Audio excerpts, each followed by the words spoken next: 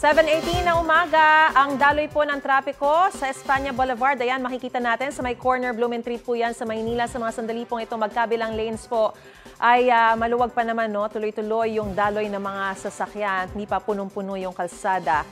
At yan nga po, makikita natin na parang hindi naman nasusunod yung mga motorcycle lane dyan kasi kung saan-saan din po. Pero ang kagandahan, tuloy-tuloy pa naman sa mga sandaling ito ang sitwasyon, no? Ang daloy ng mga sasakyan. Sa may Monumento Caloocan naman po tayo, kita natin, no? Basa yung kalsada dahil sa mga pag-uulan pa rin po.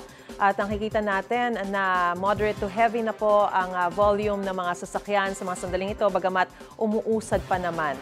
Ingat po tayo, mga kapuso. Gusto mo bang mauna sa mga balita?